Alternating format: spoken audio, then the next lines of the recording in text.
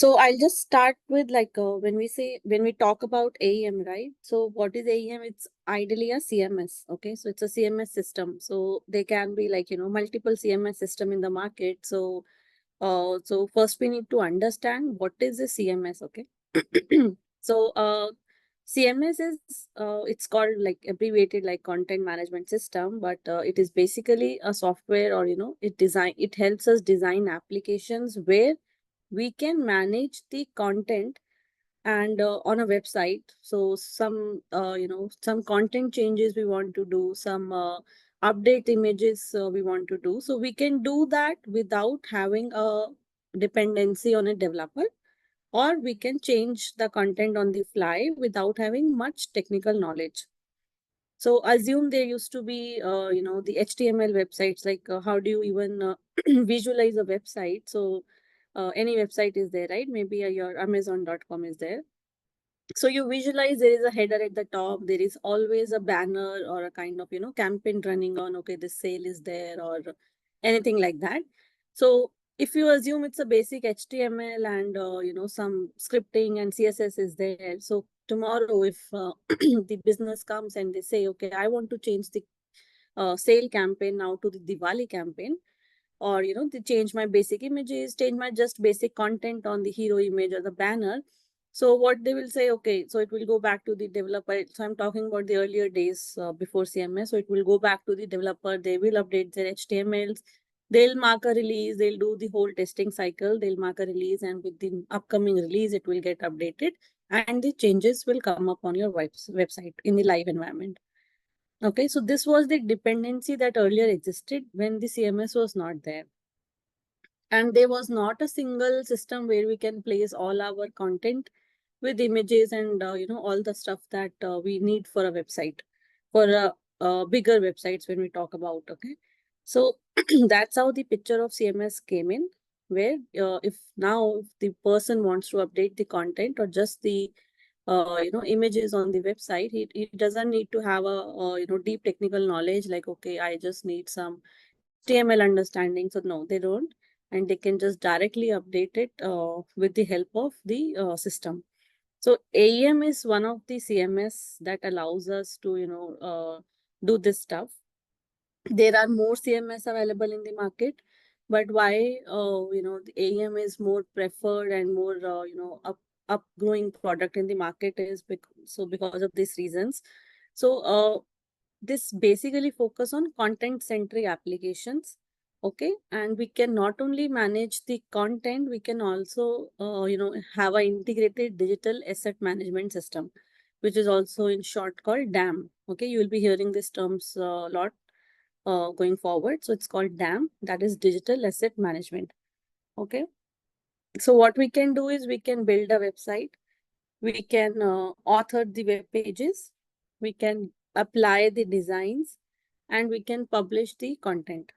Okay, I'll be going in each terms in detail, but just try to understand high level. Right now, just get familiar with the terminologies, but we'll be seeing everything in detail. Okay, so we can first build, author, and publish websites. Then second, when I'm talking about DAM, so it maintains its own repository of assets where we can have images, videos, documents, usually the data what we need called assets for our any website, right? So it has its own repository where we can all manage this.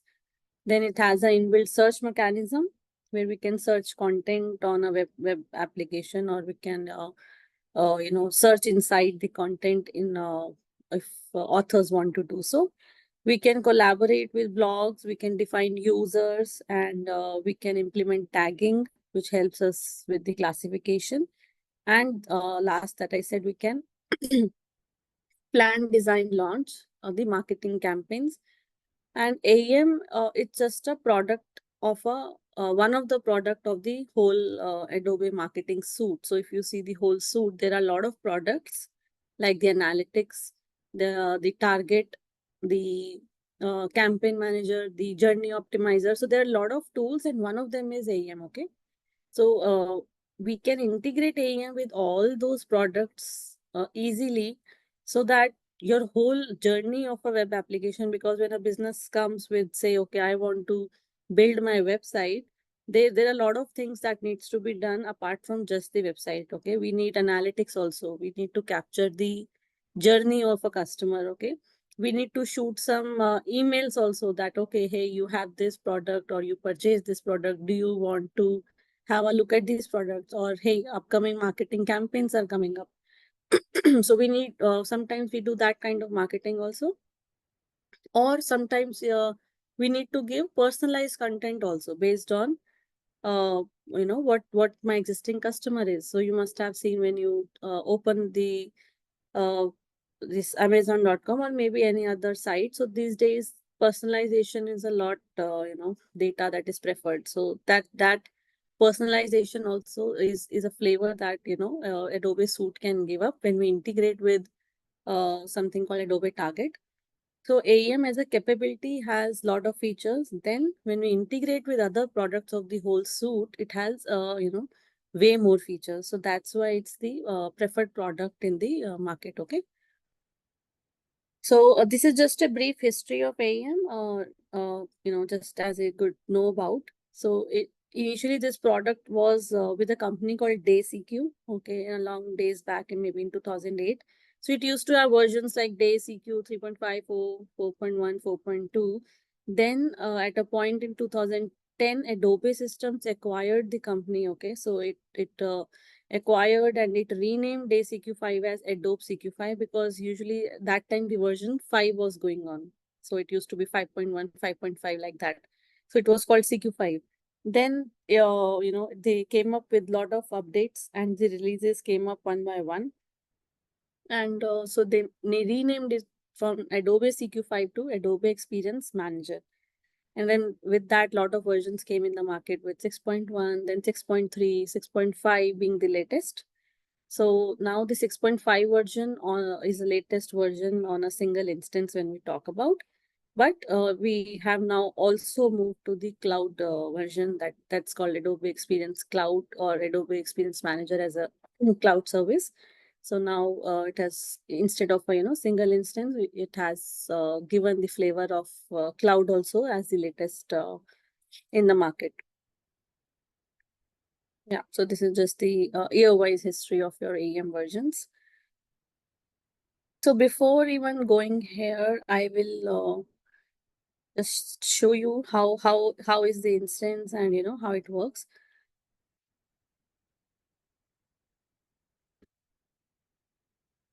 So whenever a new instance you are starting up, right? So this is you will have a jar file. Okay, so its naming can be anything, but this is a standard naming that we follow. So it's like you give the instance if it's an author, if it's a publish. Then we give a port 4502. Okay, so this means it will run on a port 4502. If you do not give, by default it will run on 8080.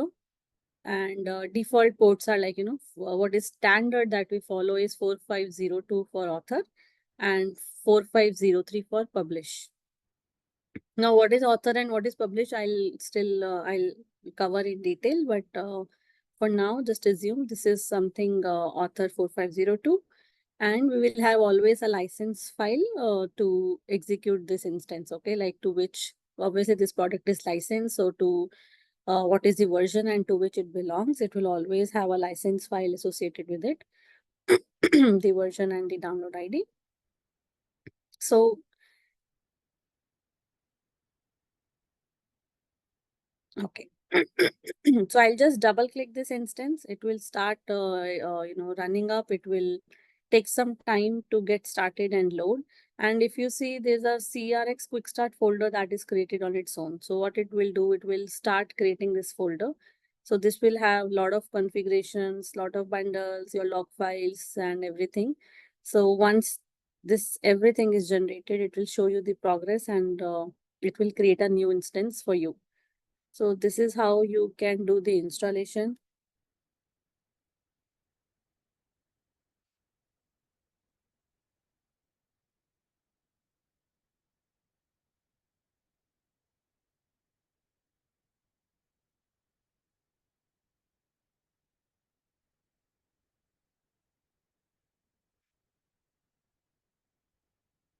Yeah.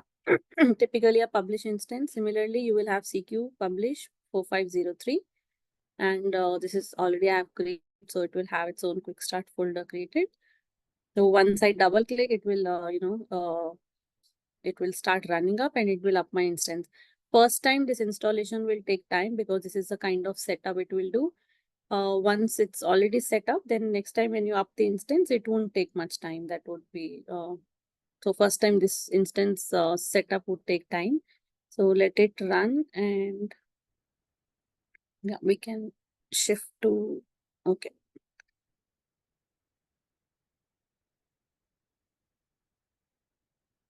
So this is something called deployment flavor of AEM. So when you come in the market or when you work with actual clients, so there can be three types of setup that you can come across. Okay, one is called the AEM on-prem servers. Okay, so how we did, right? We have a server. So what we installed, this is called a server. Okay, so this is our AEM instance or AEM server running on port 4502. So this would be obviously my local, but otherwise on your actual production, or I mean actual production or actual client environments, we will be having a single server running up. So we can have similarly author servers and your publish servers running and whole managed it by us. Okay, so this is called AEM on-prem kind of deployment. One is called Adobe Managed Services. So there is one more flavor that is called Adobe Managed Services. In this, what happens is your all the server management is done by Adobe. So this is a kind of, we can say a contract. Whenever a client signs up for a project, a new project comes. So this can be one flavor where they say they sign up with you as a, as their vendor and with Adobe also. So you create the code, you create the application, you work on the development, and once everything is ready and live to go, you give those packages to Adobe. So they have their own Git repository. So one, you will have the client Git and everything, code base where you will maintain. What you will do is you will shift all the code to your Adobe Git. So see this, my server got up. When the server is set up, so it will start running up and it will open your application. So this is your called, it's running on localhost. And this is your port 4502, and this is the default login screen. So one time when you come to this screen, your username and password is admin, and once you sign up, you will be able to log in and see your instance. Okay, so this is the default screen that is called AEM start or welcome page. And this is how the screen looks. Your whole navigation runs from here. Okay, so this is how a default AEM instance looks like. Okay, so we'll play with the consoles. I'll show you more consoles. Let me finish this one. So second flavor that we were talking about is Adobe Managed Services. Okay, so what is AMS? When all your servers are maintained and whole deployment cycle is maintained by Adobe. So as a developer or as a vendor, you will be just working on your client's requirement and pushing your code into your repository. Once everything is done, tested, it will be shifted to Adobe's Git, and they will be doing your deployment. They'll be doing the scaling. Any server issue is there, they'll be doing. If you need logs of production, they'll be doing. So everything is managed on a live environment by Adobe. Then third is AEM as a cloud service. So this is the latest flavor that they have given. So instead of a on-prem instance, means a single instance running on a particular server, it will be run as a cloud service. So as a cloud service, you must have, be aware like how cloud systems work little bit, that we take a space on cloud and we actually run our instances there. So the expansion of your system, if I need to increase the space, if I need to increase my number of instances, so it's easier. Obviously, it is expandable and there is no downtime on cloud. So that is the flavor that is given as AEM as a cloud service. Okay, so this is the architecture or kind of, the deployment flavors that is given by AEM, and usually one of them will be always followed when you actually work on a, live project on the environments. Okay. Any doubts or questions you have till now? No. Okay.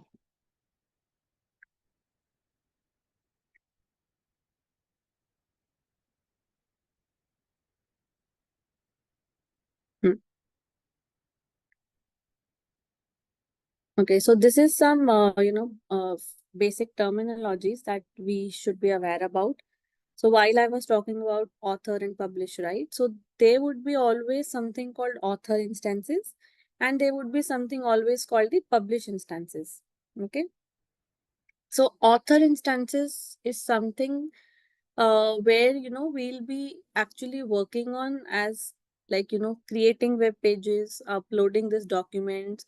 So where we create the whole application where we work on it, and publish instance is something that is the live instance. Okay, so whenever a customer is coming up, or when the actual customers visit your website, they will be seeing your publish instances. Okay, so author, think of an author instance like where we do all the draft work, right?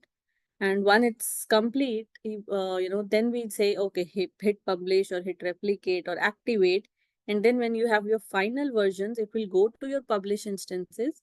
And publish instances, we see whatever the customer sees. Okay, so we do not edit something in the publish environments. That is like a live content that will be available to your end users. Okay, so author instance and publish instance, those who work on your author instances are called authors. Okay, so anyone so how this cycle works is, sometimes assuming you get a client. Okay, they say, okay, hey, build this website for me.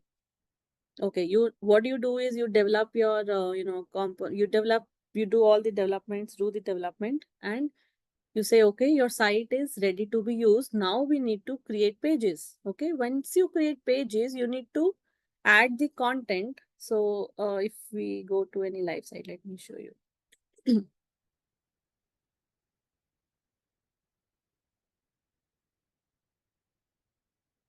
So this is one of the live website that I have also worked on. So this is whole built on AEM.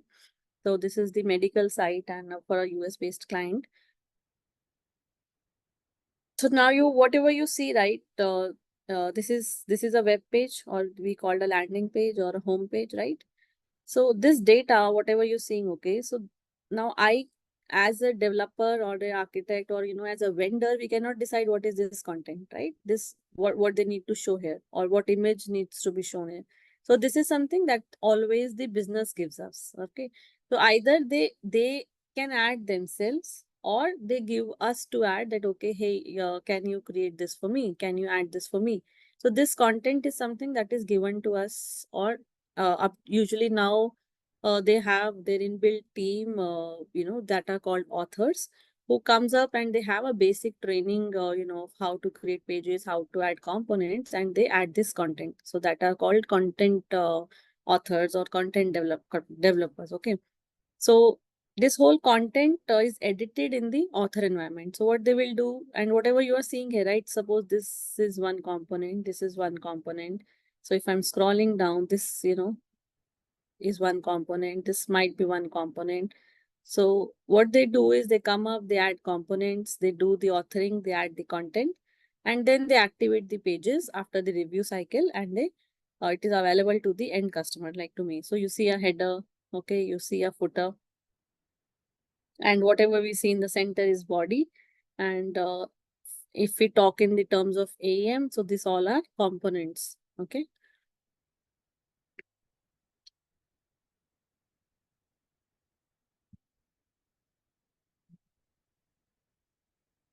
Okay.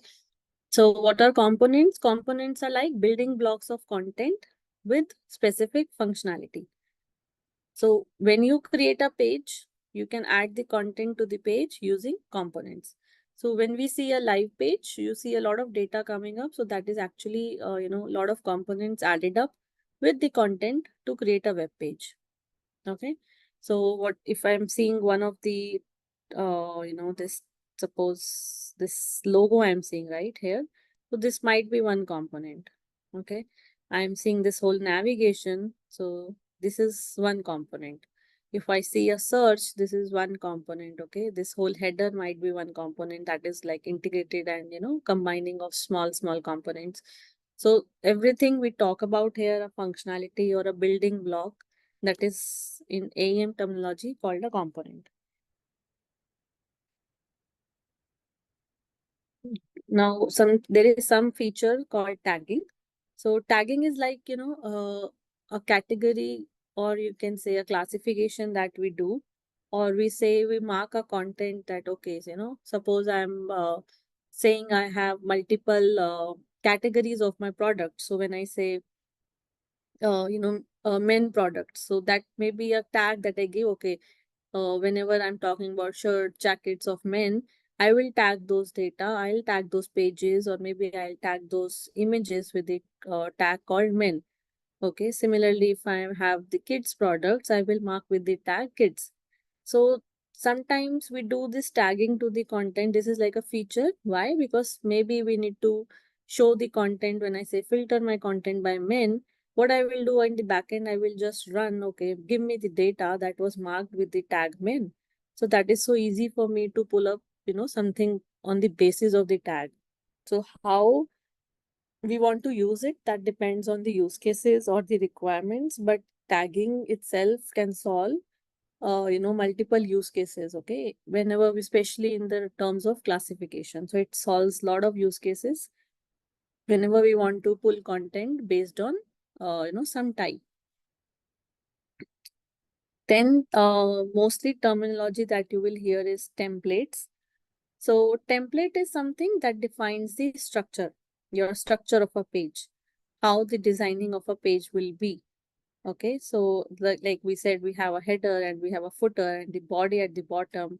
And sometimes you see there is a left navigation, or sometimes we see, hamburger navigation. So there are a lot of designs that are available when we design a web page.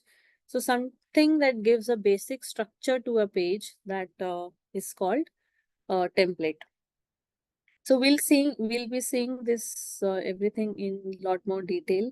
So again, this is to get familiar with the terms, because we'll be going in detail of everything, component, template, especially since we will be seeing how we can create this stuff also. Okay. So landing page is something, yeah, that is simple. It's like a home page, okay? Page where whenever I hit a URL or a default a domain, whatever it loads, that is called a landing page. And there is a term publish and activate. So when I said in author, I am editing the pages and I am activating those pages. I am publishing those pages to the publish instance. So when a page is live and could be seen in the live site, it is said to be published or activated. So when I need to move data from author to publish environment, that is called the process of publishing or activating. Okay. So we activate that content, that okay, this content is ready for a client, for a customer to be seen in the live environment. So whenever a data is ready, or whenever I want to push something from my author to publish, that process or terms called publishing some data or activating that data. Okay. There is one more term called replication. So this is all terms used when I want to bring some data to publish from my author environments. Similarly, there is something called unpublish and opposite of activate, that is deactivate. So if I want something to be removed from live site, okay, this is not needed anymore. So what do we say? We unpublish it or we deactivate it. So this is like, the opposite or reverse of publishing. So if I want this page should no longer be part, maybe, we have upgraded, okay, say anything like areas of focus. Suppose this is a sub page. I do not want this page anymore, or this is all, stale data, expired. So I will remove this page. How I will remove this page? I can deactivate, I can unpublish this page, and this would be no longer be available on my publish environment. So something that is not required in live, we unpublish or we deactivate. Okay. So this is author, publish, publishing and unpublishing. This is like very basic of CMS or even AEM. So this you'll be using it like anything on in your daily lives if you work on AEM. Okay. So any questions on these terminologies? No, ma'am, all clear.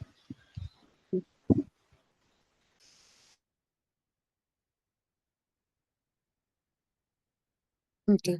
So since we talked about author and publish, I just want to show you a typical deployment architecture.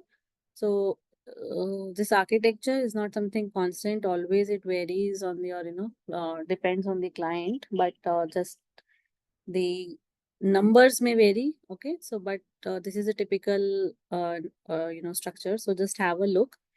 So when we talk about author instances, okay. So suppose my any suppose it's AppV only, or maybe some other client I'm holding up. So they may have multiple applications on my single server.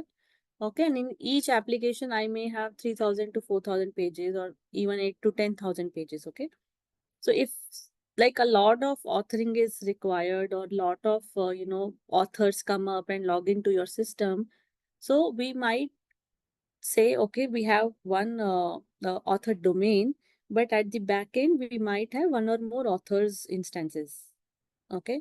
So we might have 3 authors running to take that load, of your web pages. Okay. So we can have lot of authors. We can have one author also. That environment is also there. We can have multiple author instances also. So if even I have multiple, same content will be running on them. Okay. They'll all be worked upon by a single URL. So I don't know if you'll understand that structure right now, but what happens is when there is always a single domain. Say I'm running with something called, okay, dev.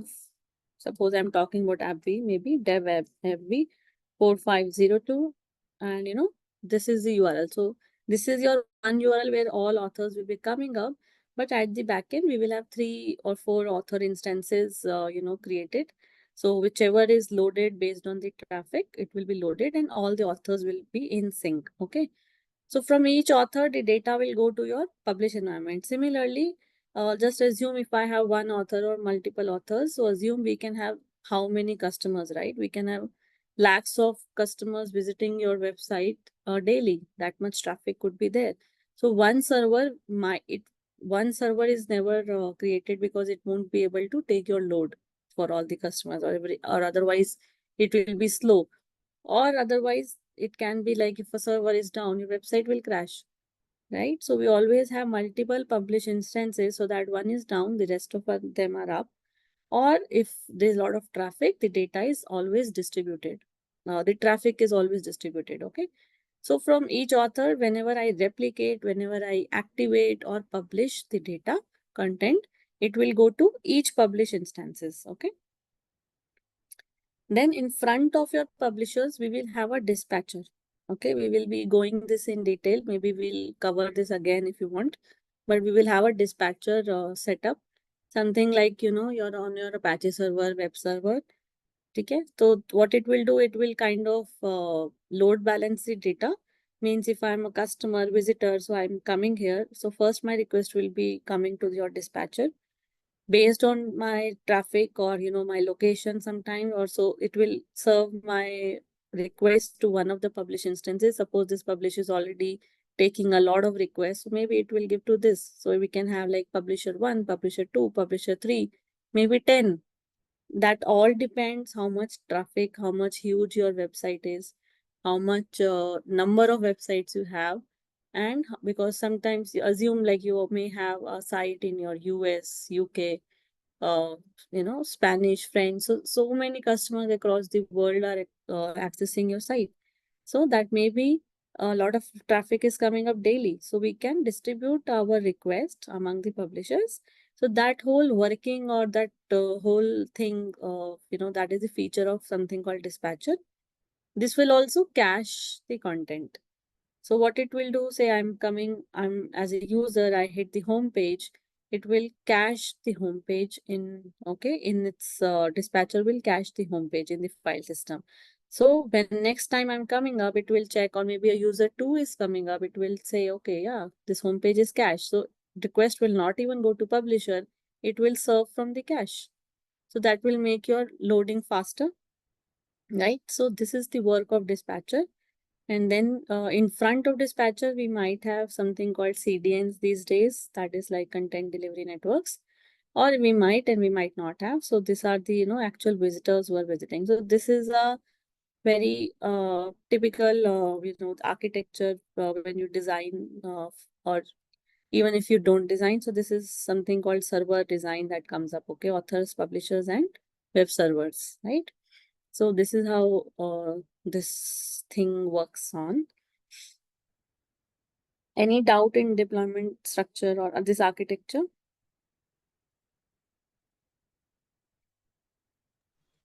No, ma'am. Okay.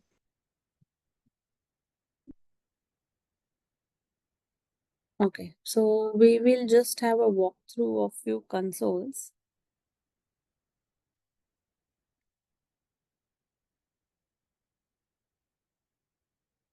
Okay.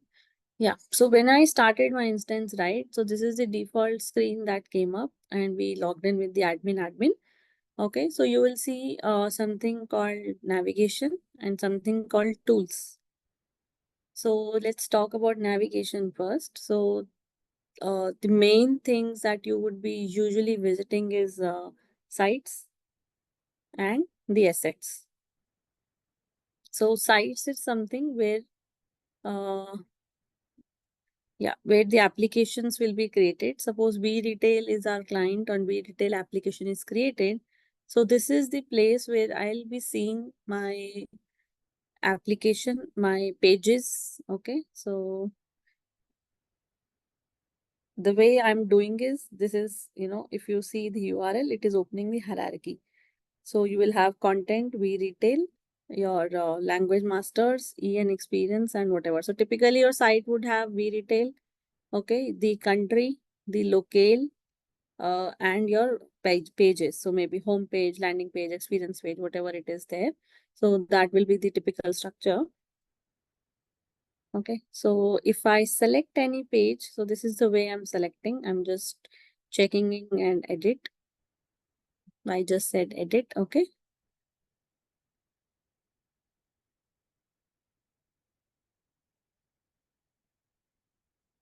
Since we are, viewing it first time, this will show, this will try to explain what these options are, because this is my new instance and I'm running it for the first time.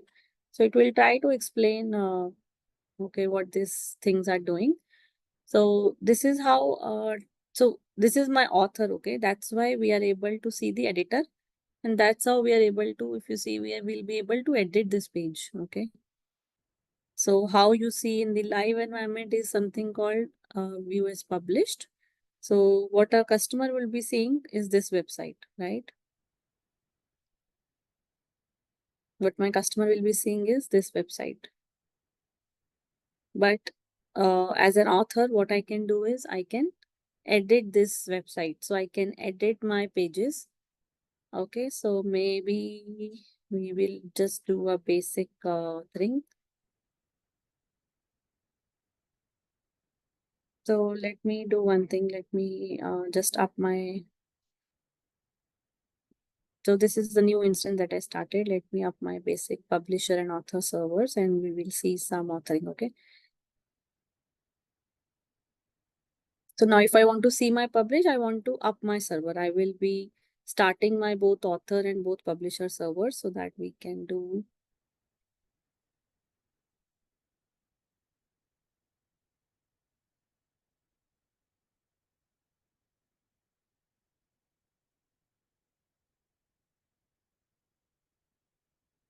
So see, one is author 4502 and one is publisher. So I'm just starting both author and publisher on my local and we will see some authoring here. So see, when a page opens up in the publisher, it's directly opening your website, right? So this is how your end customers usually see the page. So localhost 45 503. And how an author instance loads up is it's asking for a login, because authors we can do a lot of editing. When a publisher is loading, it is directly opening. So this is how your web page looks like when you access any web page in your actual any website you access, right? So this is how it looks like. So you can select your country, right?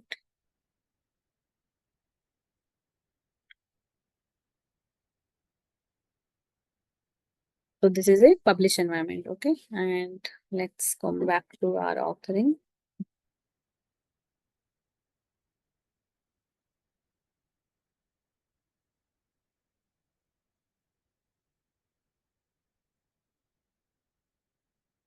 Okay, so now what I was trying to say is, so this is my publish environment. Now what I'm trying to do is I am trying to, as an author, as a business, I come and I say, okay, I want to maybe just change something in this page. Maybe I want to change some content in this page, or I want to add a breadcrumb here. Okay, I want to add some content. So what I'll do is, as an author environment, I will go to this path and I will try to edit this. So I will go to,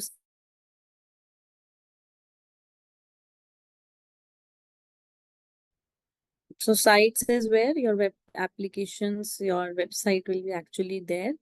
So I will go to this part, say US, EN, and my experience page I was trying to edit here. Okay.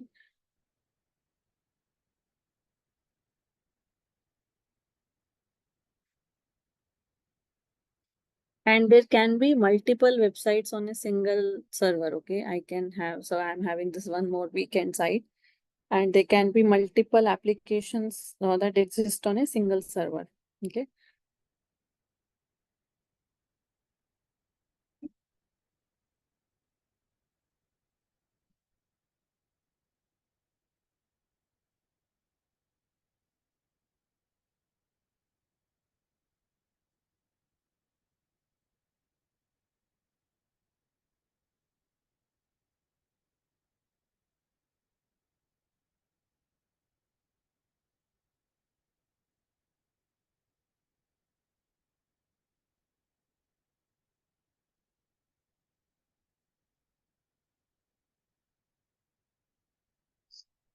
Hmm. Okay.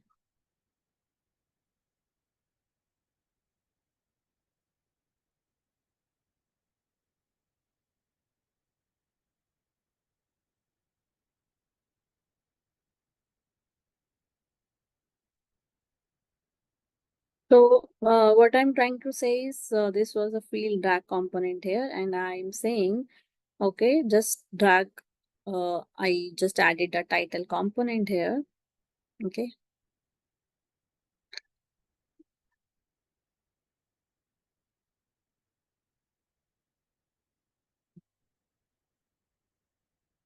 Now let it be. So this is called experience with. So this is pulling up from your page title. What is your page title? It is pulling up like here. Okay. So now what I see, what I did is I just made some changes to my page as an author. Okay. Now I want this content should be available to my customers. Okay. So my live site is this. What I see on a publish 4503 is this. I want these changes to go on my publish server also. So what I will do is I will activate this page or I will publish this page. Okay. So if you see this page options, what I can say is publish page, right? So it will also publish, suppose if it is having, other images and lot of data that is needs to be published. So it will take along that data also, and I will say publish. So say it will say this page has been published, means my publishing is completed. So now if I go to my publish environment and I will refresh this page, so whatever title I have added in my author environment, now it appears in my publish environment as well, right? So you can see the changes in my page. So this is how, a typical CMS environment works. So now as my business authors, if they want just to change or play with the content, they don't need to depend on a developer that, okay, he will come and add, the title in the HTML, and then my changes will be visible. They can, with the basic training, they can come up, they can edit, they can design this page, and they can actually see the data. Okay. So this is the advantage that comes up. So even suppose,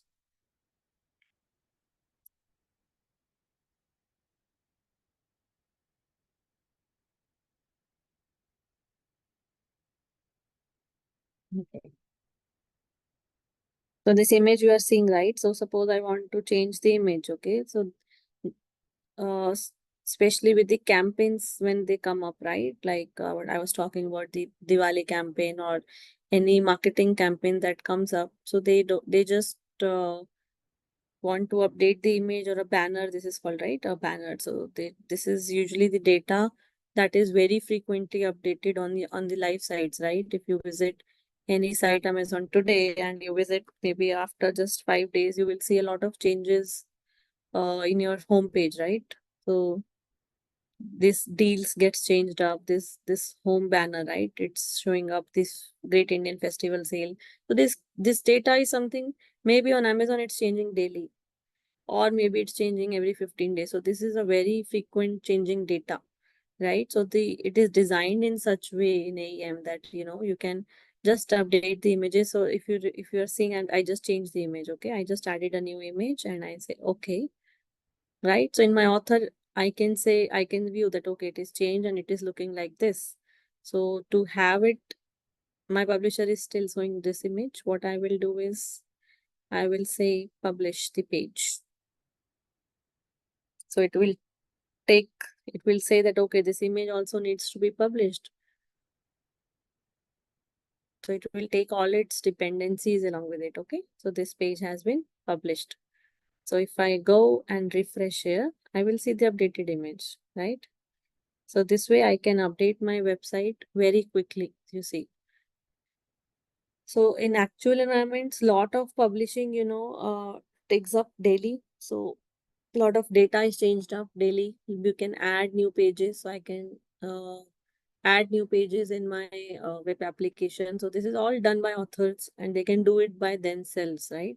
So this is the something that is given to them. We were on V retail.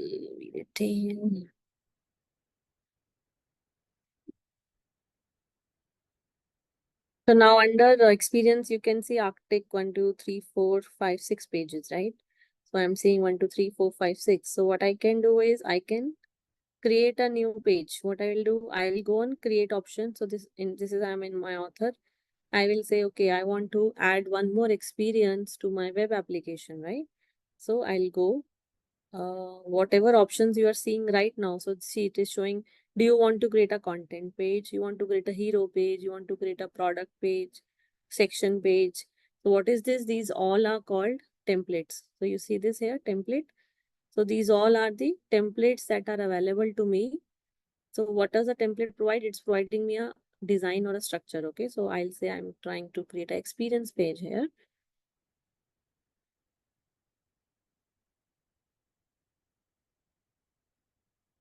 Okay. Fly fishing camping. So I'm saying maybe a mountain experience. Okay.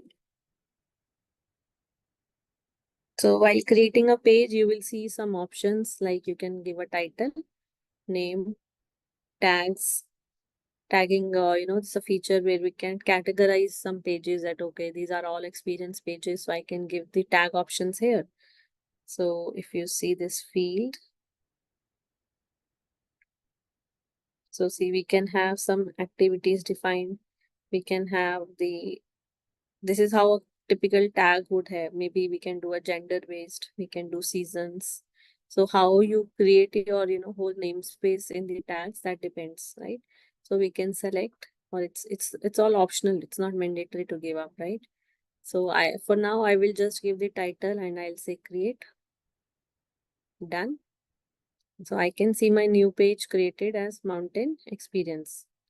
So title always have to be, you can give the title as you can have cap space, but naming always is without the spacing. So if I gave the title mountain experience, automatically it named it as mountain hyphen experience. So naming cannot have your spaces. So this is something default standard that is followed. So what I did, I just selected my page and I said edit. Now I want to edit this page. So this is how a new page or a default page is coming up. If you see, it is by default coming up with a header, with my navigation, with my footer, right? And it is images coming up, but it is blank and it is coming up like this here. So this whole structure is coming up because I selected a template. So even if I create a new page, it is still giving me some data to start with, right? So this is giving me a structure to go ahead with. That okay, if it is experience page, still you will have this much data already inside it. See, your body or your main content is empty, but your other things are there. So this is something that comes up from the template. Okay, so we will edit the image. Maybe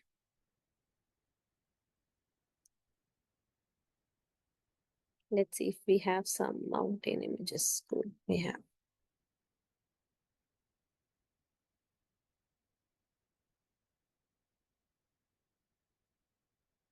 So see what I'm doing, I'm just dragging and dropping here. Okay. And I'm saying, okay, yeah. So it gives me a mountain experience.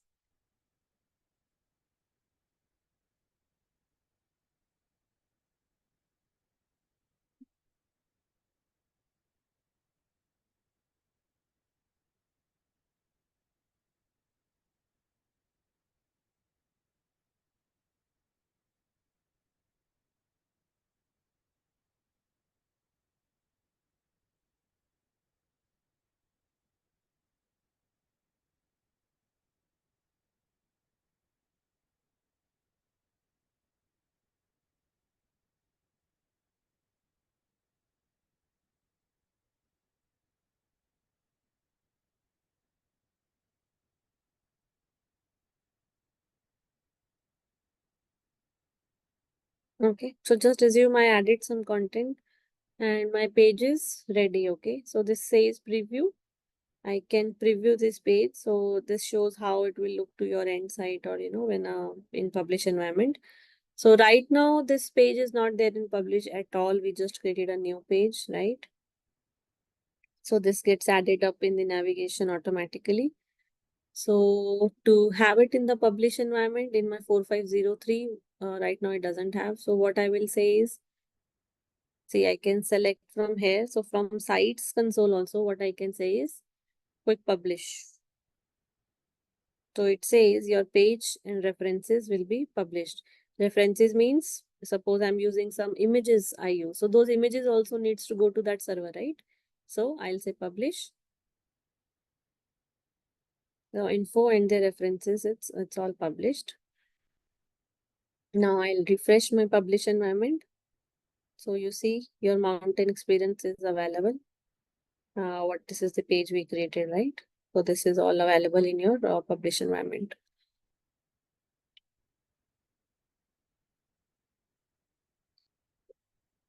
Okay. So this is, how the main author, that is like, the base functionality, what we talk about, and on the basis of which the whole structure or your website is created. Any doubt till here?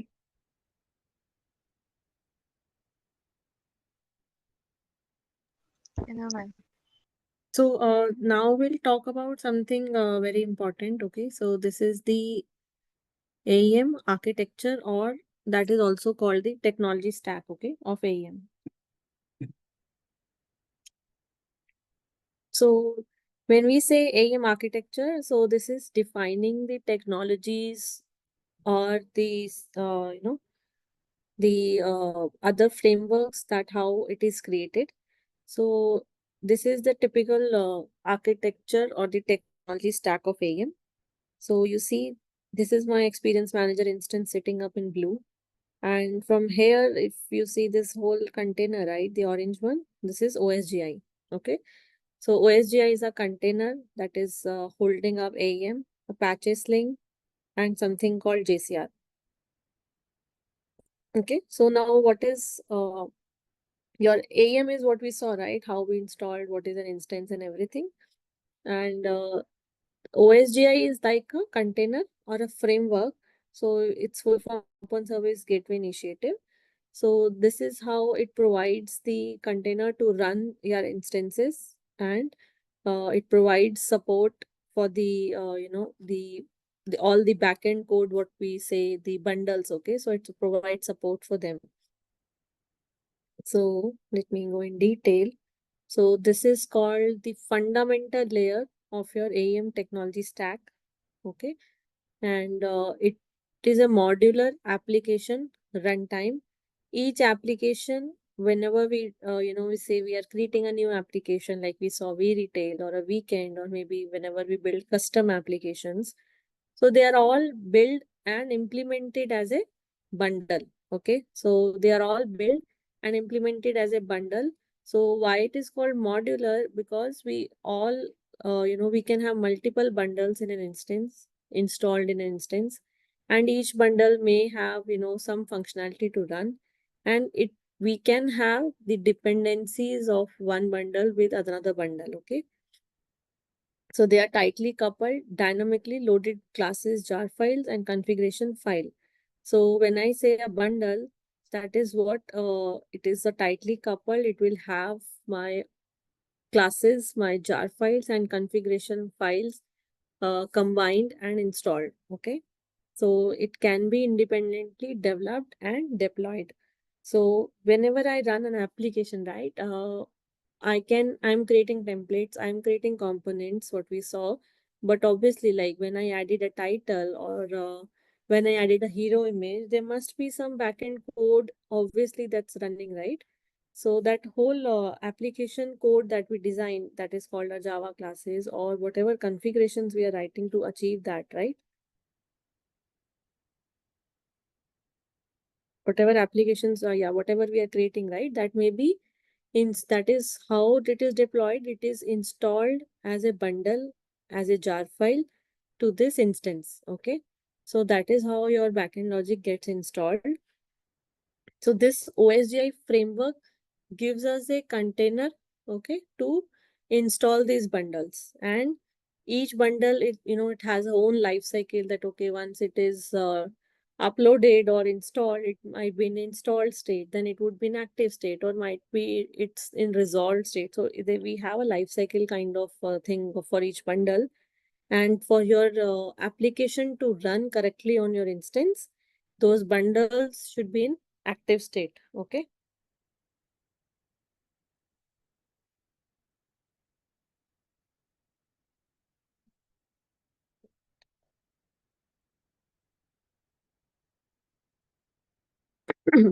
Yeah. So we can have, install, start, stop, update, and we can uninstall bundles. So why we have, this is whole life cycle that runs up. Whenever we deploy an application, our bundle is in start state, then it gets installed. And whenever it has a dependency on another bundle, okay, I have a bundle and I have a dependency on bundle B, and my bundle B is not there. So my bundle A will also not be up, right? So it will be in resolved state, that okay, I want, because my dependency is still not resolved. Okay. So if what we say a typical bundle, it will be a Java archive file. Okay, Java, that is a jar file that will have your Java code, that will have your resources. When we say resources, you might have some configurations, you might have the test files. Okay, so that will be whole bundled unit that will contain everything, single packaged, and that will be installed on your instance, the AEM instance that we talk about. Yeah. Okay. Yep. Right. So this is typically what an OSGI is. Okay. Then we will move on to our second layer, right? That we saw in the technology stack was maybe JCR. Okay. So what is JCR?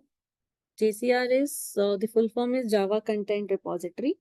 So now whenever we are saying we have AEM is a content management system, so obviously it needs to have a repository, right? So we are creating this content, we are saving this content, we are uploading our images. So obviously there needs to be somewhere we are storing, right? In our in when we are saying our instance is up, so somewhere we are storing it. So what is the technology, or what is the way we are storing the data? Okay, so that is something the JCR. So the repository that AEM provides is called Java Content Repository. And so this is all, you see this JSR, right? Below it, JSR 170, JSR 283. So this is something whenever, repository is built, it is built on some specifications, okay? That, some rules, you can say, some principles, some protocols that are defined, so or some specifications that are defined. So this is all open standard, so that is followed on JSR. So this is something the versions gets updated, that okay, in this year it was on JSR 170, so it keeps on getting updated. So that actually defines how your data is getting saved, what will be your naming culture, what will be, the typical namespaces. Okay, you can give what are the standards to be followed. Okay, so this is something that JSR specifies. Now how your data uh, gets stored in the JSR, that is in the form of nodes. Okay, so assume you have a database. Okay, so in your database we store the data, right, in the form of tables. We have the data in the form of tables. Okay, so we store tables, we have rows, so that's how we save in a database. So assume in JCR we save the data in the form of nodes. Okay, so it's a and it's a hierarchical tree structure. So you will have a node structure, and each node will have some properties. That is how, it will have a key value pair, means any property and a property value. And that is how your data will be saved in your repository. So each page that we were creating will get, and the backend, a node will be created corresponding to each page. Now I added a component to a page, right? I added a title component. So under my page node, a node will be created that will be saying title. Okay. So that is how, the whole structure, the whole hierarchy will be created. And that is why if you see, when we were accessing our page, this was like slash content, slash we retail, slash UL, slash EN. So what it is defining, it is kind of defining the hierarchy. Okay. So similarly, this data is in the backend, it is saved in the form of hierarchy. Uh, Item names, yeah, obviously the names are meaningful when we create the pages. And this is the way we are accessing the paths. So we'll have a root path always. Okay, inside it we'll have a blog. Like I'm just explaining what they have shown. How it actually stores, we will also see that. So slash blog. Now it is saying under slash blog, it has January. So maybe we have months, then we have dates, and inside date we are having title. What is the value of title? Okay, so this is how the whole structure is getting saved in the backend. So it's a tree structure, it's a node structure, and actual data is stored in the form of properties, right? So that is your JCR for you. What else JCR provides, right? It provides some an API. Yeah. So now we can also, suppose I've saved my page, right? I may also have to be able to read those content, whatever I created, and show on my pages. Or maybe I want to be able to programmatically, read those data that I created. Okay, so it provides some out of the box APIs also. Means it provides an API because it wants to be accessible. Okay, so suppose I have a home page, and below home page I create multiple, country pages. Okay, now on home page, I want to show how many countries my pages is existing. Okay, so what I will do is I just think in the terms of a developer, or logic wise. I want something. I want my logic that okay, whatever pages are created under home page, I will just read their title and I will read their URL, and that is how I can create that feature, right? So I should be able to read the content also. So one is I'm creating the content. But to read that content, how I will read that content? Okay, so some API I need that, okay, hey, this is a root node and give me the child nodes of this root node. If I'm giving the path, give me all the child pages that are created under this path. Or if I have a child path, I want the parent of this path. So you may have a lot of use cases when you need to access that data in real time, right? So to be able to read that content, I should have APIs. Okay. So some APIs that I need that I am able to solve my use cases. So JCR has a quality, it provides a lot of APIs to be able to read that content directly. Okay. So that's how, it provides an API. It provides interfaces, okay, to access the data, and it stores the data in a hierarchical modeling, and it is implemented by Jackrabbit Oak. So this is one of the implementation that is just have this terminologies for now. So it's a Oak implementation. When we have lot of index, you need to do indexing also. So that is something advanced. So for now you leave that. Yeah, so this is what I was talking about. So it provides a standardized API, okay, to access this content. So you see left side, we might have typical RDBMS features are we can query our data, right? It is stored in a structured form. We have integrity maintained. And in a typical file system, we have, the locking, the access control to, suppose if you save in a file system, what are the features you provide? You say, okay, I can lock my folders, I can hide my folders, I can give some access, okay, user one may be able to access this folder, I can restrict the access and everything, right? So when we talk about JCR, we provide all those features. We have, ordering, we can query our data, okay, we can save multiple value, we can have a data with multi-value properties, means it's not like, okay, I have a title and it should have a one property, one value only. I can create a type where I can have the property as multi-valued. So, this is a feature. I can give multi-value properties. I can do some ordering. I can do a full text search. I can do a versioning of my data. And this locking and access control, this is also provided. So I can, whenever I'm working on a page, I can lock a page, or, I can restrict access to pages. So as I was mentioning, sometimes there may be multiple applications on a single server. So inside a business also, right? Whenever a business is there, it may have different lines of business. So there maybe if you work in a big companies, right? Sometimes you might have seen there may be a digital sector that is there, or a retail sector is there, or banking sector is there. So single client may have its different units, right? So there different LOBs can be there. We say them lines of business. So they can be different applications hosted on a single server. Now, obviously, application one may have its own set of users, may have its own set of authors, and application 2 may have its own set of authors. I don't want application 1 authors to be able to modify content of my application 2, right? So we have all those, security access in place where we can restrict access of one website to the other. In terms of customers also, live site I'm talking, and in terms of authors also when they are, editing the pages.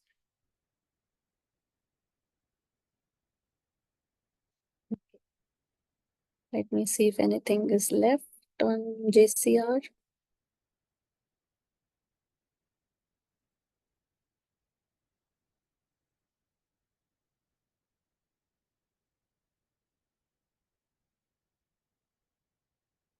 Hmm.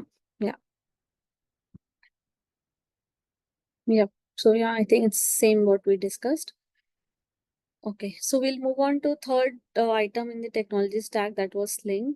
So if you let me go back to the structure. So this was the OSGI. Okay, this is the container. So all our bundles are getting deployed in a container. So it's a framework that is giving us that ability that, we can whole logic, whatever features, whatever Java code we are writing. So everything it's in containers.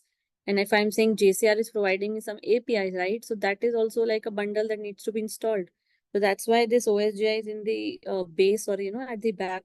That is like the support for all your technologies.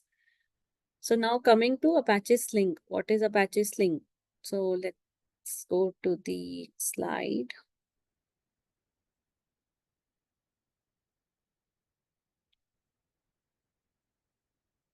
So Apache Sling is a web application framework. Okay, so this is like a RESTful base API, and it is specially designed for content-centric applications development. Okay, so now how my pages would be accessed if my customer is coming, or how, if like on a publish environment we just give the URL content USEN. So at the back end, how the pages will be served, okay, on this URL, if I have to load a page, and how the whole components will come up and whole rendering will happen. So that resolution is done by Sling. Okay, so what Sling says, everything is a resource. Okay, so it says even your page, whatever your node, if I'm talking about an asset, so everything is a resource. So how it does is anything, and it resolves everything by path. Okay, so it will decompose the URL.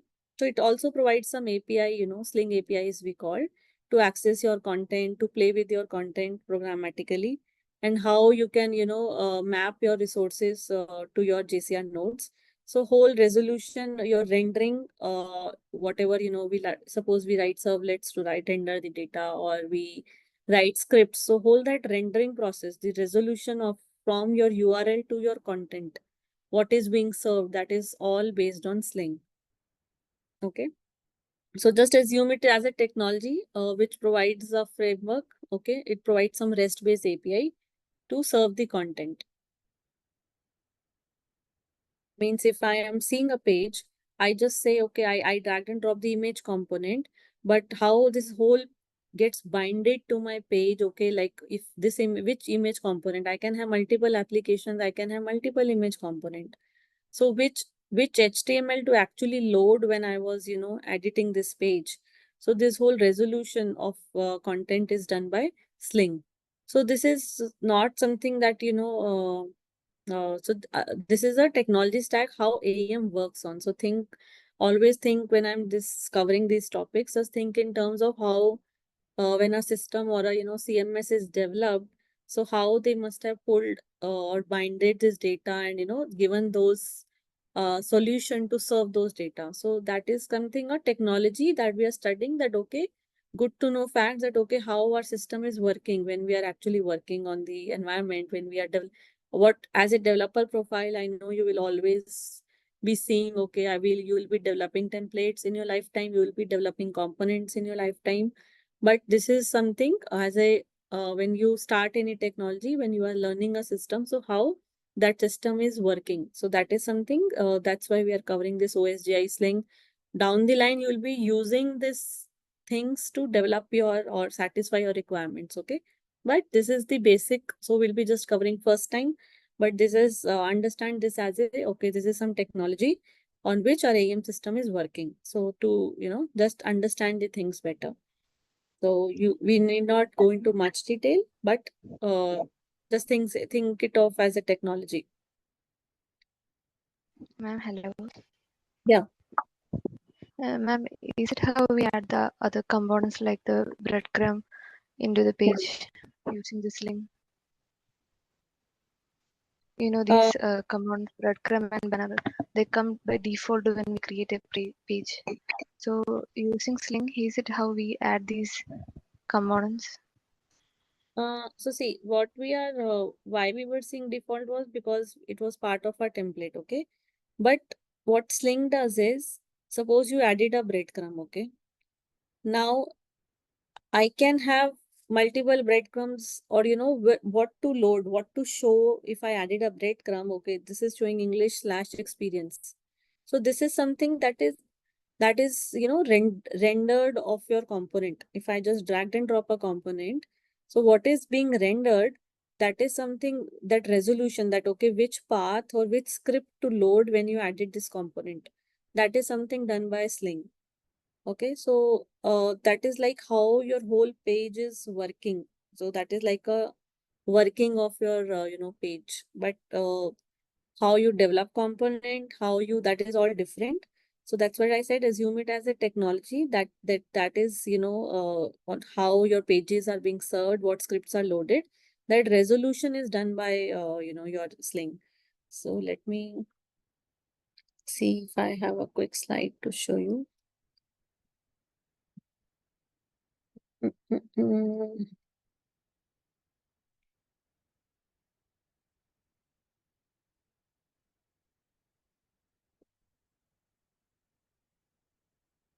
Yeah.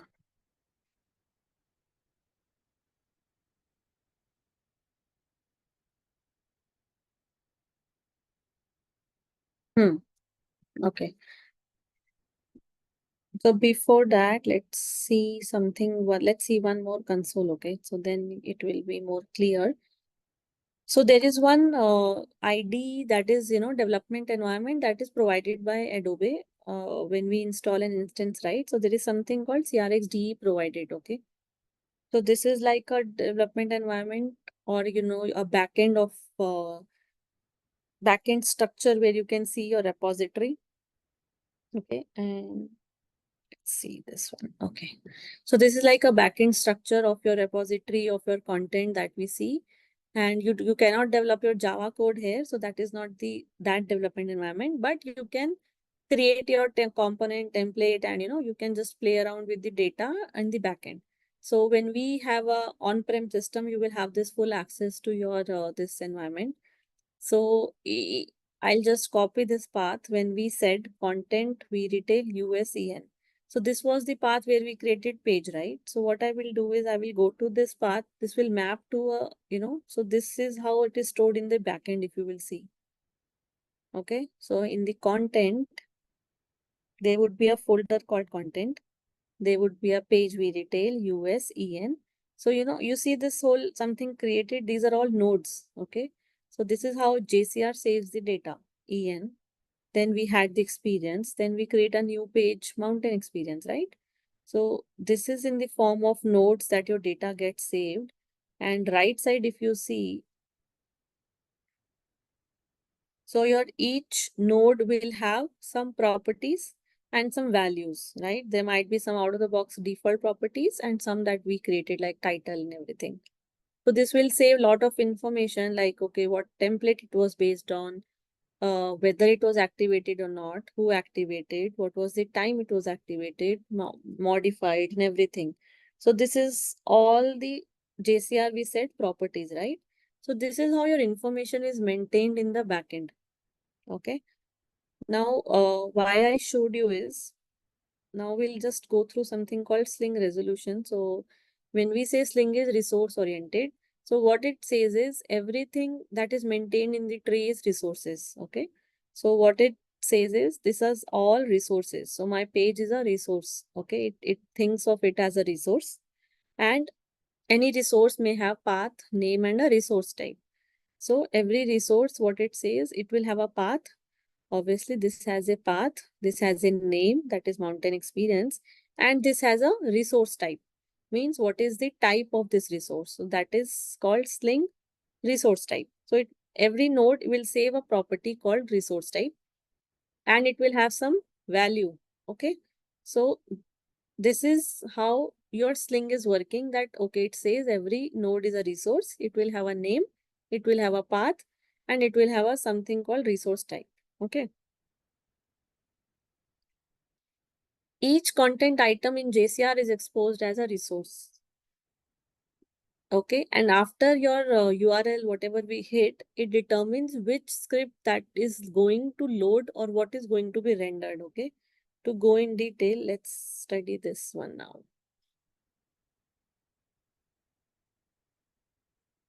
Yeah. So now it says, suppose what I was talking about sling resolution, right? What it says is content, my site. So suppose this is a path, okay? My site, my page, JSR content, root and title. So what is this title, right? So even if I added my title here, somewhere I added in experience, no? So see, in the backend, what structure got created? Experience was my page. Again, it will have something called root. Each my page will have a root. Okay, in this we had a responsive grid. Okay, if you remember, there was a container that we had. In the container, a list was already there, and I added a new component called title.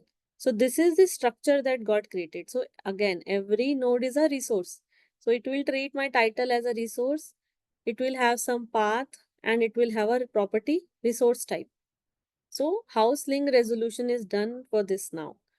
Okay. What it will say is it will go to its property Sling resource type. Now what to render if I'm accessing my title, what to render? So it will search for the property. What is the resource type? Okay. What is the resource type of my node title? So there is something called my site components title. So what it will say, okay, I will go to my application, my site, inside I will have components. So it will actually go to this path and see, okay, what if title is there or not? And if it is there, what is its super resource type? Okay, so it will just check the hierarchy that which component to actually load, right? So that is how something resolution is done. We will again come to these details once we cover the application and all, because I think right now you'll be still confused. But I'll still little bit I'll show.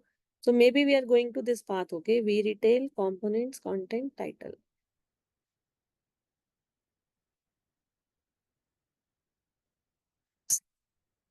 Hmm.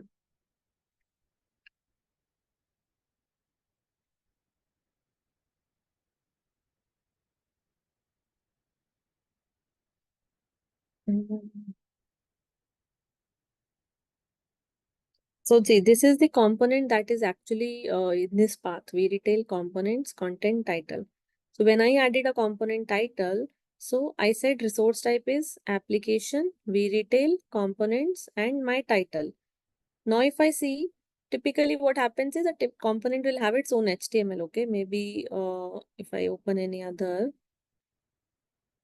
it will have its own HTML. Okay. But if it is not having its own HTML, that means the HTML is coming up from its parent. So that is some hierarchy that is followed. So since we do have some core components provided to us by Adobe default, so what it is saying is it is coming up from the core component. So we'll go to this path, apps core.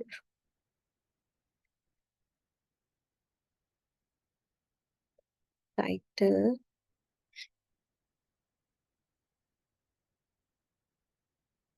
For now, I will just copy paste this HTML here.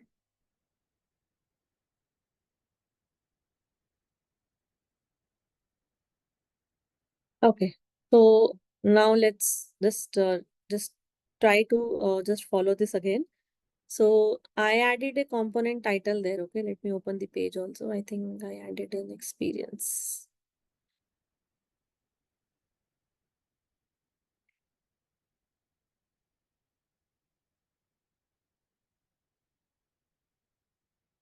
Hmm. I added a component title here. Okay, so in my backend, if I go in your actual hierarchy of your content, a title node was created. And its Sling resource type was we retail components content title. So Sling resolution, what it will do is it will go to its path and it will actually see if this component is existing. So it's like /apps. Okay, so now it will go to this path and we have a title.html here. Okay, just try to see, we just assume we already have a title.html here. Okay, so this is the logic, or this script, it will be actually rendering when I added a component here. Means whatever logic I have written here, whatever HTML, just don't try to understand it right now, but assume whatever I have written, this is the script that it will load here to, what you actually see. So this is the work of a Sling, that what to load here, okay? Which HTML to load. I can have multiple title here. Which one to load? So that whole resolution, that okay, check the property resource type. Then it will go to that actual path. It will check whether it has a parent to inherit or not. And then at what script to load. So that whole resolution, that is the way of your working of AEM, that how your pages are worked upon. So suppose if I'm just editing this, okay, before it I say, now in this HTML or this component, this script, I'm making some change. This is coming from title component. Okay, I just wrote something in this HTML. So see, this is coming up, right? So I have changed in this component. That means this whole whatever now I logic what I write in this HTML, that will be rendered in my component when a business will be coming up and adding their components. This is my logic that is coming up. Okay. Right. So this is how this, what is the working of Sling is, it does this resolution that, okay, which script to load or which HTML to load. Because there is a lot of thing called I can, have a parent child kind of component thing. I can overlay a component. I can just, have a parent and I can say, okay, just inherit from that parent, because Adobe provides a lot of default or out of the box components. So this resolution is something that is done from the Sling.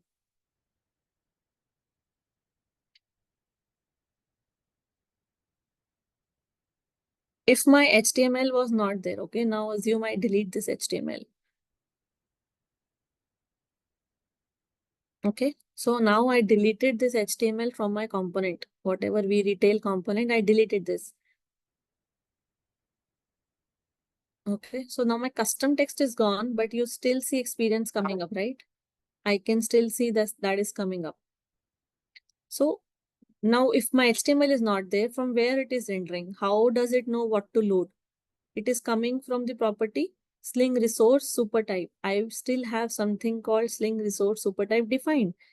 Means I'm saying what is its parent? Its parent is core component. Excuse me.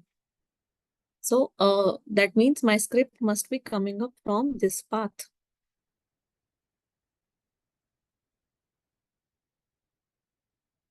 Yeah.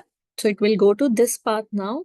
And you see, if I check this node now, title, there is no resource type or super type, right? So that means there is no going further from this point. So there has to be a HTML defined here, that is title.html. So whatever is defined here in this HTML, in this path, that is something that is rendered. So this is now some technology you need, right? Someone needs to, this is the, somewhere it has to be written that, okay, this has to work like this. So that is something that is defined by your Sling, that, okay, this is the way it will work. So now if I add, ideally we should not edit anything in core, but just for your testing, I'm doing this. This is coming from core. Okay.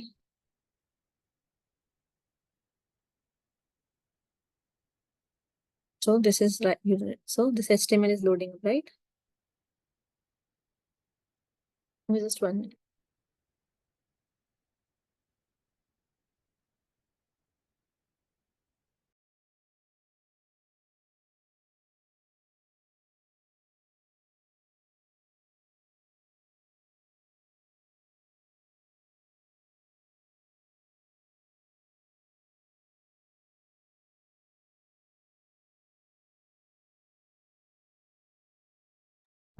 Okay. Yeah. So, okay. So now you see this was coming up from the core, right? So that is how, your resolution works. And now if I'll just delete this anyways, because we should not edit the core component. This is kind of library, okay? The core library. Now, if I assume if this title HTML was not there, okay, just again, for testing, I'm renaming this. So then your rendering should not work at all. Okay, it's gone.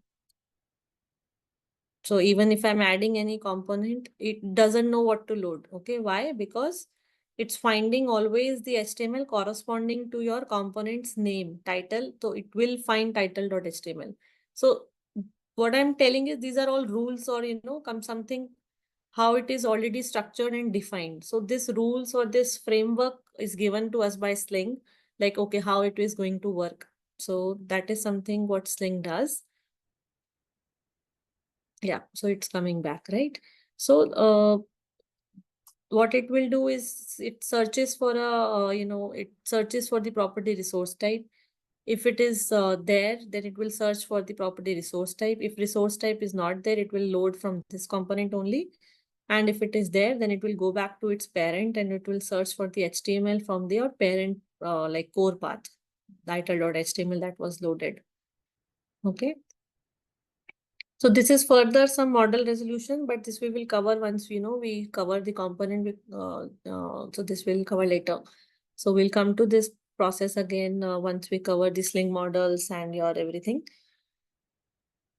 So any high level understanding, do you see any issue or do you have any doubt? I know this is like lot of data to consume because uh, since we are starting with when we start up with any new thing, it's always a lot of theory to go on.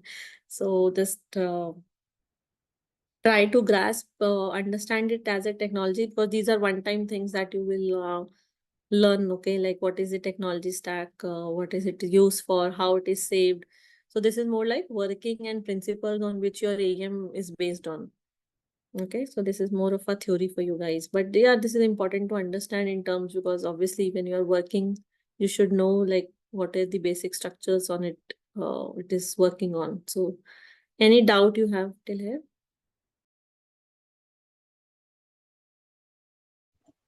No, ma'am. No, ma'am. Okay. Okay, so I'll not cover much today, but let's see a little bit of more consoles so that you become more comfortable with the tool. Okay, so theory I'll not cover anymore.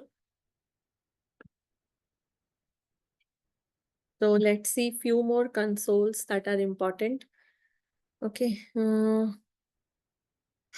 Okay.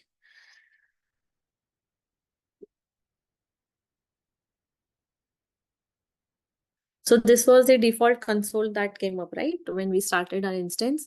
So sites we have already seen where your application is residing. Whenever you create pages, you edit pages. So this is the sites console where the whole authoring is done. CRXD Lite, once again, I'll say this is the development environment. But when I say development, not your Java and all, this you can see your whole application, your structures you can see where your applications are residing, where your content is residing, how it is getting saved. So everything that on your instance that you create, okay, any and everything, tag, asset, page, your application, your workflows, your templates, your components, users, anything and everything, it will be visible here because this is like your repository. So everything will be saved like a node. Everything will be having a node, whatever you create, and it will be having a certain set of properties that will actually define that, okay, what is the data, what is it about, what is the role, what is the, everything about your data will be inside your properties. Properties again can be single valued or it can be multi-valued. Okay. And what else important the bundles I wanted to show you. So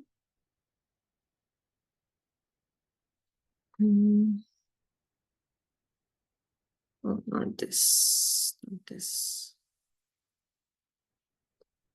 Okay. So if you go to this second thing called tools, right? And inside tools, you go to operations. Okay. Inside operations, you will see something called web console. Or you can directly also visit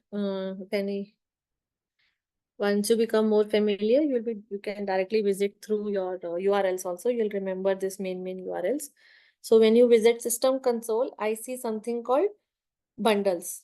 Okay, so when we talked about your this container, right, OSGI container, we talked about that everything in your everything that your backend logic is there, that is packaged as a bundle, that packaged as a jar file. Your configuration, whatever, is packaged as a jar file. So this is your whole place console where you can see what all bundles are there in your no, this is the whole, this is there are a lot of bundles. I see for total, I say there are 617 bundles, and my all bundles are active, means they are all up and running. Okay, so this 617 bundles is something that is running on my whole instance. On top of it, I can, my application bundle might be one, right? So when we say, like, we were working on retail, so I think retail, so this is one bundle Okay, so this is one bundle that is corresponding to my application. So tomorrow, if I say, suppose your Amazon, you get a new client Amazon and they say, okay, hey, build an application for me. So your Amazon application will be deployed as one bundle. Okay. So one or two, whatever, but usually it's one bundle per application that gets deployed. So this one bundle will be having all the backend logic, all your Java logic, all your integration logic, whatever your backend is, okay, configuration and code, that will be packaged as one bundle and deployed here. Whatever you see other is out of the box, given by AEM or installed on your when a new instance is running. Okay, so this is all required for running of your instance, running of your functionalities. Okay, so there are a lot of functionalities, right? So your analytics, see your PDF bundle, many things. Okay, so you will not be using, but you can see the status here. Okay, so when I say let's go back again, we retail, and there was one more sites that was there, right? Weekend. So I have two applications deployed on my this server. So I am able to see one bundle as retail and one bundle as weekend. So this is the typical naming environment. If you see whatever your application name is there and hyphen core, and this will be the package part. So if you, I'm not sure how many of you are trained on Java, but you will have a package created. Package path will be there corresponding to your each application. Then you will have a version. Okay.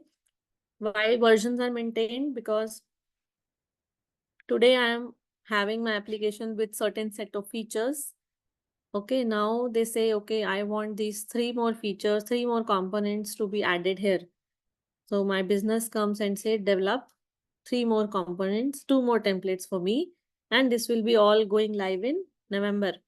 Okay, so what developers will do, they'll start developing, okay, and actually when it will go live, we will increase the version. So now next version will be 4.0.1. So that's how we maintain versions, and there are certain set of features that are maintained corresponding to each version. Okay, these are like some standards that we will follow when you actually work. So whenever we go with the new release, if it's a big release, we change the middle version, maybe say 4.1.0. Or if it's a small release, we change the last versions 4.0.1. But again, it depends how you design, how you architect. So it's all, not something that is mandate, but a standard to be followed. Okay. And this shows the status of a bundle. So you see, bundle is active. I can retail is there, right? So now if I say, see, there are few options: stop, refresh, update, uninstall. Okay. Now if I say stop this bundle, okay, it goes to a state resolved, but it goes to a status resolved. Now, since my bundle I have stopped, my site in author environment will not work. Okay. Why? Because I have stopped my bundle only. So now the Java code is not available. So anything you see, the page has gone blank, right? Or you see it's loading and it's going, because the anything that was dependent on my logics, right, on my code, it will not work because there is no backend now. So this is the troubleshoot whenever your pages are not loading up, whenever your some functionality is not working. Or first thing to check is, after deployment, your bundle should be in active state. Okay, so I just started it again. Okay, this is again in active state. So now if I load my site, this loading up. Okay. Why? Because whole my logic, my whatever component, each my component, there would be a corresponding backend involved. So this shows a symbolic name of a bundle, like what I say is a package name. It shows what version is there, what is the location it is installed, okay, and the modification date whenever it was installed. There are some description, and it will show in each detail, okay, what I imported, what are the services installed, okay, and what I'm using from other used services, what I'm using, the out of the box bundles. Okay, so as I said, one bundle may have dependency on another services and bundles. So I'm using, suppose, user properties, I'm using language manager. So this is some out of the box things I'm using. So this bundle detail will show everything. And you see there is a number, bundle 581. So each bundle is, associated with like the count as a number. So if I go here, yeah. So see, each bundle is having its own ID here. And if I show you the back end of my file system, sorry. What's it? Yeah. Mm,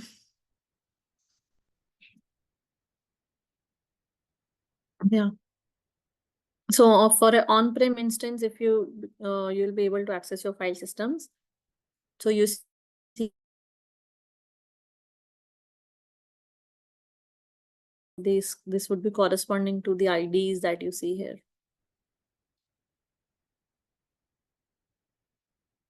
Now, in case of your AMS system that is Adobe managed, you will not have access to these consoles. Why? Because your servers are maintained by Adobe. Your bundle is up or not, your deployment is happening or not, this is all maintained by Adobe, not you. So in AMS environment, usually vendors or developers will not have access to this stuff.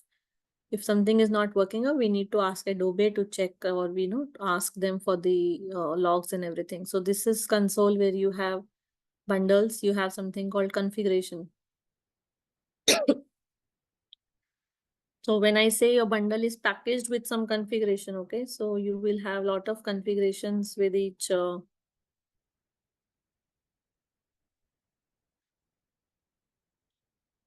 Let me open any dummy configuration. So see, this is how a configuration looks like. It will have what level of information you want to give. So this is all something you want to give. You can have checkbox, you can have, whatever fields you want. So any application, you can have some configurations involved. Let me see if Weekend has that.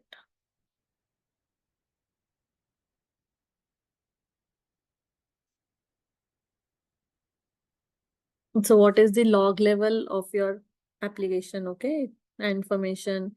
What will be the path of your log file? What will be the naming of your log file? So this is one configuration. Okay. So if I go at the back end and I say logs, so see, project vretail log is maintained, right? Project.vretail. Okay. So this is how configuration looks like, basic settings that, okay, what any feature configuration can be there. Suppose I'm integrating with another environment, or I'm connecting through some other API. So what will be the path of API? If I have to email something to my customers, I get the form data and have to email the data. So this is my functionality. Like on Amazon, maybe I say subscribe. So I give an email ID and I say subscribe. So you shoot those emails, okay? So those server settings, those, this is all data that is saved in type of configurations. Okay, so this is where you can see what all configurations are installed on your instance. So these configurations usually come through packaged in a bundle, okay? But this is a console where we can see and update. So see, on a server, there's a lot of data. I'm just showing you what is necessary. And maybe if we cover some information and, eventually I can show you related capability of it. So suppose this is the status link logs. Now I am able to see the logs on my file system because this is my local, okay? But usually you will have dev servers, state servers. You will not access, you will have the access to your instances. You will not have access to their file systems, right? So this is the place where you'll be able to see the logs of a server. Again, this I'm talking about on-prem. For your AMS systems, even this, they will not give you access. You will have to ask them for the access that, okay, give us. So you'll be able to see all your log files here. Okay.